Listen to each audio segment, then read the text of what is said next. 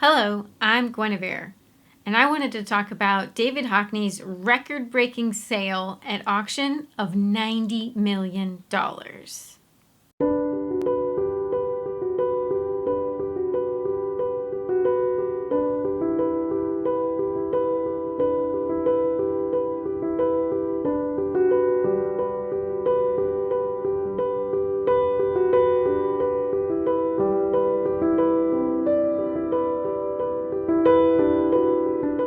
There were two photographs on my floor and they were just lying there and I put them together. They were just small and then I got the idea for the painting from that.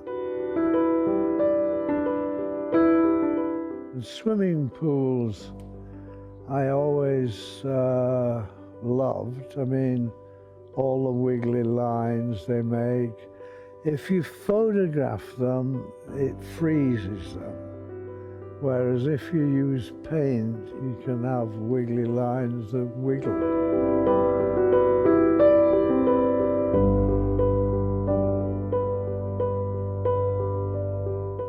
That painting sold in 1972 for about $20,000, which I thought was a lot of money at the time.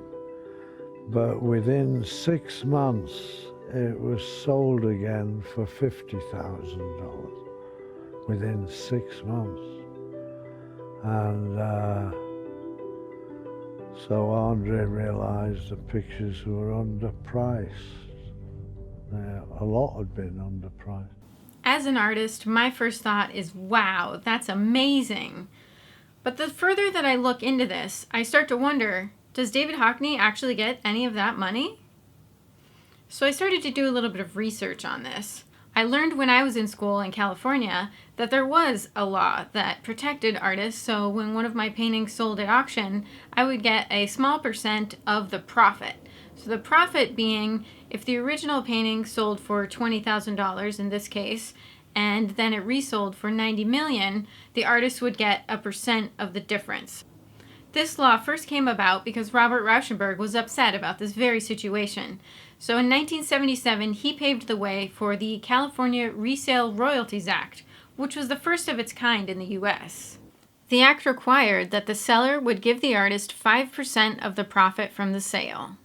Unfortunately, the act came under scrutiny when a group of artists sued Sotheby's, Christie's, and eBay for not paying that 5% of profits.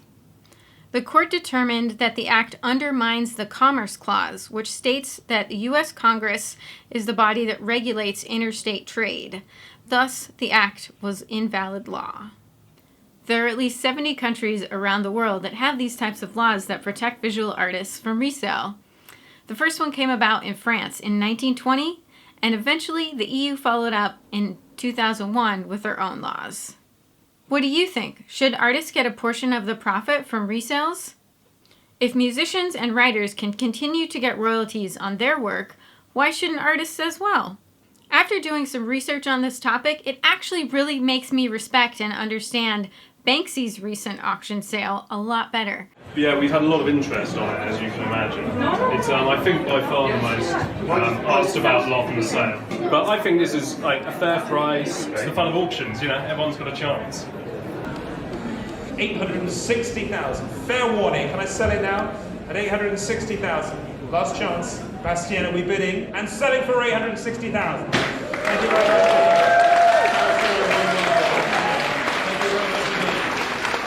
Ladies and gentlemen, to round off the sale this evening.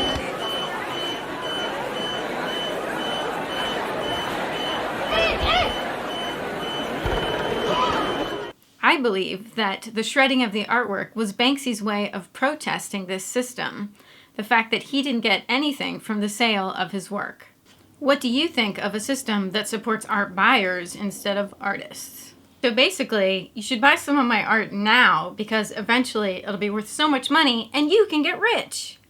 It honestly seems unfair to me that an artist could sell a work early in their career and then spend the next 20, 30, maybe 40 years developing their style, creating a name for themselves, putting in a lot of work to build that reputation, and then have somebody make a huge profit on all the work that they've done to create that reputation and build their name. Let me know your insights into the art auction system. And don't forget, you can watch any of my other videos for great investment ideas. All my paintings are available through my website, or you can email me for commissions or more information. I'm looking forward to making you rich someday.